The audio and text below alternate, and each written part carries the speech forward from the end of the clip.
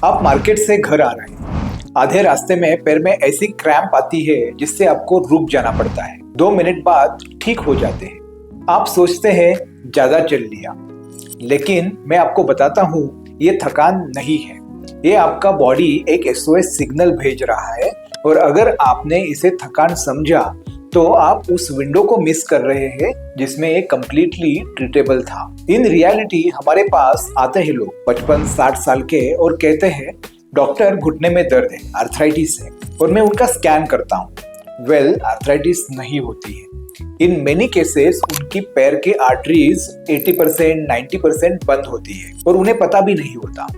ये दोनों कंडीशंस का दर्द अलग होता है और अगर आप डिस्टिंग्विश नहीं कर पाए तो एक बहुत बड़ा रिस्क ले रहे हैं। हेलो फ्रेंड्स, मेरा नाम है डॉक्टर संतोष पाटिल। मैं एक वैस्कुलर इंटरवेंशनल रेडियोलॉजिस्ट हूँ, यूरोपियन बोर्ड सर्टिफाइड। सिंपल भाषा में कहूँ तो मैं बॉडी की ब्लड वेसल्स का डॉक्टर हूँ। जब कोई नस ब्लॉक हो जाती है, डैमेज हो जाती है या कोई और तकलीफ होती है, हम उसे बिना सर्जरी के सिर्फ एक पिन होल से अंदर जाके ठीक करते हैं।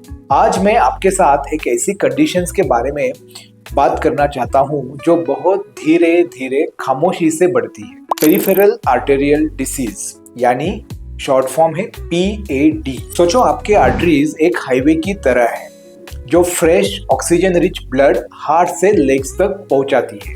PAD में इन आर्टरीज के दीवारों पर धीरे धीरे फैटी प्लाक्स जमा होना चालू होता है, रास्ता ब्लॉक हो जाता है, ब्लड फ्लो कम होने लगता है।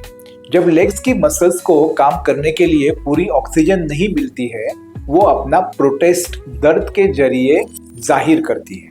इसी को कहते हैं इंटरमिटेंट क्लॉडिकेशन।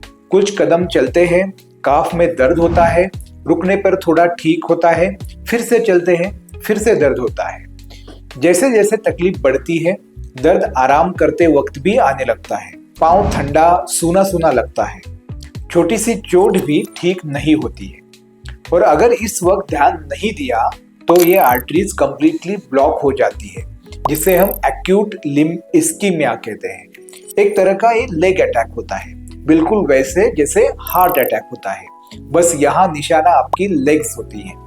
और उस वक्त लेग बचाने के लिए हमारे पास कुछ घंटों का ही समय होता है। अब ये 5 बातें आप जरूर ध्यान में रखिए। चलने के दौरान काफ, थाई या हिप में दर्द हो रहा है जो रुकने पे ठीक हो जाता है, या रात को लेटे वक्त भी लेग्स में दर्द हो रहा है, पाँव ठंडा पड़ रहा है या सुन्न लग रहा है, कोई चोट या जख्म है जो काफी दिनों से ठीक नहीं हो रही है, उंगलियां या टोज का रंग काला पड़ रहा है, और अगर आपको डायबिटीज है, BP है, कोलेस्ट्रॉल या स्मोकिंग की हिस्ट्री है तो प्लीज इसे लाइटली मत लीजिए।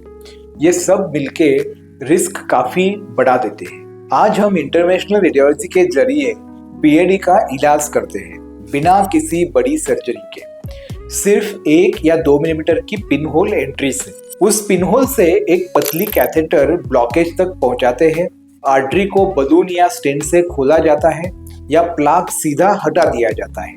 कोई बड़ा कट नहीं, और ये सारी प्रोसीजर लोकल एनेस्थेशिया में हो जाती है। ज्यादातर पेशेंट्स अगली सुबह खुद चल के घर जाते हैं। मैंने ऐसे लोग देखे हैं जिन्हें बताया गया था कि एम्पुटेशन के अलावा कोई रास्ता नहीं है, वो इस प्रोसीजर्स के बाद अपने पांव पर चल के घर गए हैं। अब बात करते हैं एंकल ब्रेकियल इंडेक्स के बारे में। ABI या एंकल ब्रेकियल इंडेक्स एक सिंपल पेनलेस टेस्ट है जिसमें पांव और हाथ की ब्लड प्रेशर्स को कंपेयर किया जाता है।